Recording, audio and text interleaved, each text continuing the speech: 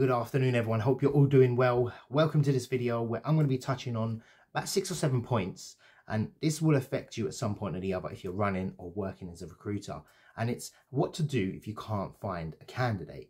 So let's say, for example, you've got a position and you're working with a client, or you've got a number of positions and you just can't find a candidate for the role. So what do? You've gone, let's say it's been 2 weeks, you've searched, you've spoken to a few people, nobody is in the market with that skill set, nobody is engaging with you. What should you do at that point? Now, you've got a few options. You can either drop the client and forget them, which I wouldn't recommend, or you can try alternative measures. Now, these aren't going to guarantee, but these will give you the best shot. And these are what things people don't do working as a recruitment consultant. So if you're working at a company, chances are you won't be able to dedicate resources. However, this will get results. So if you've got a really good client you really want to engage with, you really want to, find them the right candidate, this is going to be something that will give you some ideas. Even if you pull away 1 or 2 of these points, it will be definitely worth your time watching this video. So the first one will be to refresh your advertisements. So if you haven't got any adverts out, chances are you're missing out on a lot of candidates. I particularly do a lot of direct sourcing, so most of my recruitment isn't done through ads. I find a lot of them are a waste of time for my sector. However, I still get easy money from people applying directly to the jobs.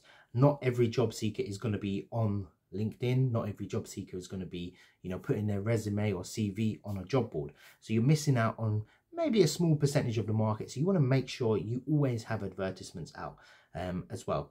Now, where you can post jobs for free, Indeed is a good one. Hunter.io is my website. It shocks me that nobody actually uses it when there's a lot of applicants flying around on that website as well. And I made a video on where to post jobs for free, so have a look at that. I think there'll be a card at the top of the video, so just click that and have a look if you haven't already seen it. Now, another thing to mention is LinkedIn. Now, chances are you've probably gone on LinkedIn. Now, I've made videos as well on X-ray searching. Try that. Obviously, if you've got LinkedIn Recruiter or LinkedIn Recruiter Lite, use that, utilize it. It's fantastic. Now, not every candidate will show up. So what you want to do on a separate part is look at competitors that have this particular skill set as well. And what you want to do is you want to go into a similar company's profile, do the search for whatever skill set you're looking for. Chances are you're going to find someone that most recruiters wouldn't have found. So I'll give you an example. Let's say we're looking for a finance manager and you're recruiting for PwC, and you go on to, I don't know, who else? What's another finance company? JP Morgan. So you go onto JP Morgan's LinkedIn profile and you type in finance manager. You can contact them and essentially take them or headhunt them out from their existing role. Now, the old-fashioned way to headhunt would be to actually call people up. A lot of companies on executive search still do this. I particularly don't do it. For one, I didn't enjoy it. GDPR maybe might have a little, it's a grey area. I haven't really engaged too much on that, so I'm not really going to give advice around that. But if you want to headhunt, do it directly through LinkedIn as well. Now, the third point is quite a one that I don't really recommend, but it is something that's quite powerful. Now, you want to go to job boards. They are expensive. You can either pay, I think Indeed at the moment in the UK have a section where you can do CV searching and they give you 200 credits for £200. I think that's a great deal. Use them wisely. Feel free, if you're really serious about this, £200 shouldn't be anything for you if you're getting a good fee at the end of it. You can obviously do a search on it, so it's Indeed employer, and then you can look at CV searching on there. You can actually do the search for free before actually going and paying for it. So if you want to contact the people, you just pay and you get a credit. That's pretty much how it works. However, pretty much every job board will give you a free trial. So what I mean by that is you either have to call them up and you have to say, look, I'm the new kid on the block. We started an agency. We're up and running. I just want to try out your service. We're already using LinkedIn. We're using Indeed. If you go to CV Library, Total Jobs, Read, I'm sure they will give you at least a day of free credits that you can use. Do a search on a CV database, maybe even give you one advert to post, see how you do on that. Now, the idea of that is to get you to make money and then they sell you the subscription afterwards. It's a win-win situation because you end up buying it anyway. I've got a subscription to about 4 job boards at the moment. two of which I used more than the other two, but I am still paying for them. And I paid for it, well, my first agency, I paid for it through making a free placement on a free trial. So it's a good way to kickstart things on there. You can also ask them how many people on your database. You can outright buy it if you want. So that's something I would recommend. Trying to fish for a free trial, be a bit of a hustler with it, and you know it's a free resource, and it's probably, you know, if you're getting £300-400 a month worth of, you know, database there, perfect. Give it a try. So the other thing is you need to do, I mean, this is point 4, you have to update the client. Now, the one complaint that nobody ever talks about that clients feel with recruiters is we don't update them enough, or we only go back to them, or we only communicate them when we've sent them a CV and we want to make money from them. So bear in mind, update the candidate at least every fortnight. So every 2 weeks you have to say, look, I've done a search, I'm struggling at the moment, but I am still on it. Please rest assured, I'll give you an update in a few weeks. What usually happens is they'll either say, yeah, thank you. They'll keep you in esteem, or they might say, I've got another position for you to recruit on. So they give you an easier row to recruit from. Or they say, hold on a minute, we've put the salary up now because we've realised we can't find anyone. If you can't find anyone, we can't. We're never going to get anywhere. We need to fill this position urgently. So there's various things that come from that. It's never a negative if you just update the client with that. So make sure you are doing that. To be honest, you should be doing that every 2 weeks with every client as well. And now another thing to do, which most people, I think I've never seen anyone actually do it, is to follow up with candidates. Now, you probably messaged someone 2 weeks ago who was in the middle of an interview that they didn't get the job, and you didn't follow up. So a good way to follow up is go into your sent items, find out who you've emailed, who you've called, go into your LinkedIn profile, see who you've messaged. So just click your message tabs, follow up with those candidates and just say, look, I saw you sold a message. I'm just following up from my previous email. Would this be of interest at present? Just a very short follow up.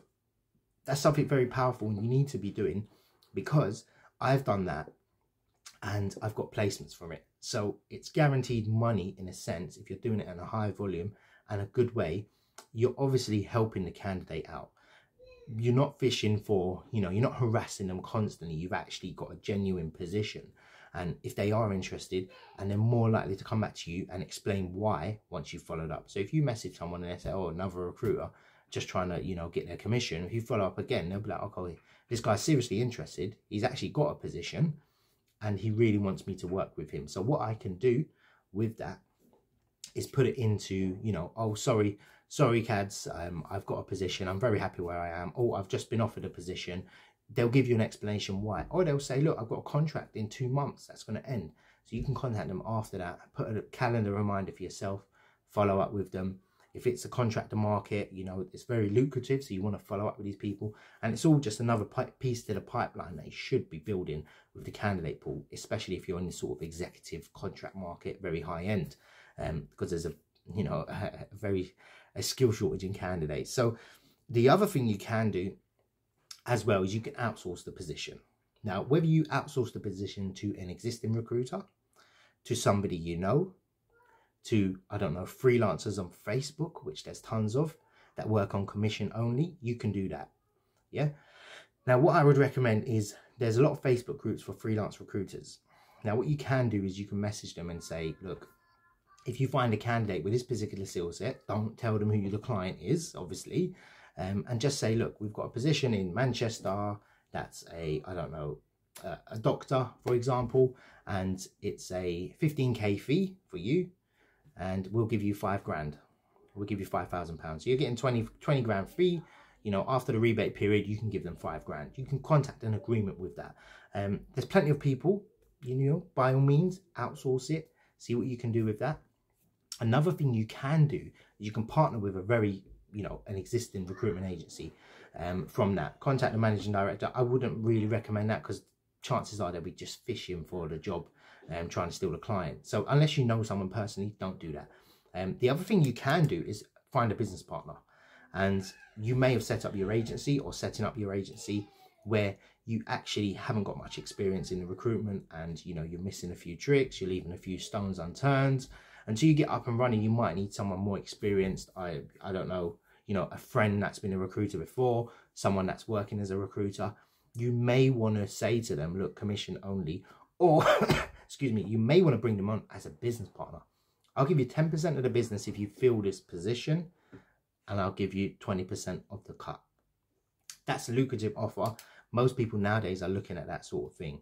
So all in all, in a nutshell, just to sort of, you know, reiterate, if you're stuck, if you're still recruiting and, you know, you're thinking, hey, look, I've got positions, I just can't fill them, refresh your adverts, go over LinkedIn again, do the X-ray search. I mean, download, you know, a lot of software that can help you. Message people, email people, free trials on job boards, try and get one. Post your position on Hunter.io. I made that job board for everyone to use as a free resource as well. Update your client is another point. And, you know, follow up with candidates you've already contacted. If you tell me you haven't contacted any candidates, you haven't obviously fished the market.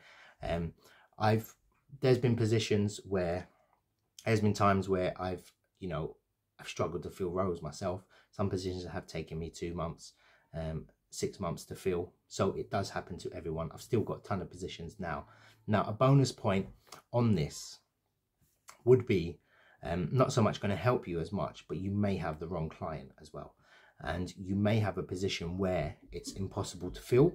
Some companies have been working on it for 6 months and they've just gone through maybe 30 agencies, which happens. I'm quick to identify that because I ask these questions prior when I'm engaging with the client.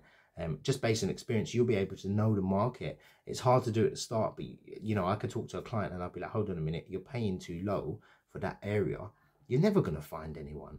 And I'll say to them, and I'll know that beforehand, because if the salary is 50k and they're paying 34, you know, you can say to them, look, how has it gone? Has anyone gone to interview? Oh, great. You know, why hasn't anyone gone to interview? Are you getting applicants? Have the recruiters sent anything? Okay, great. In a few days, even if I do work with them, I'll say, look, everyone I spoke to wants at least 45k. Yeah. It's going to be a very long shot. Would you either reduce the salary or would you reduce your expectations? Now, you can do that. It's account management. It's fine to do. If they say no, they say no. You know, you're not going to put too much effort in. Now, the point I'm trying to get at is business development is going to be key. The main problem with this scenario is you've got a client you can't make money from. And that's what you want to avoid at all times. Yeah. If you're working your butt off for a client and you can't make money from it, it's no point being in business. It's nice to try and help out. You've got your client, but keep up the business development, keep the outreach going, and you know, you'll be doing excellent in a few months. Chances are you've got 1 or 2 or 3 positions and you're struggling with it. Definitely keep going and yeah, build up your client base, and you'll find that golden egg where you can find people easily and you're just making recurring income every month off of that. So I hope you enjoyed the video. I hope it's been helpful. And yeah, take care.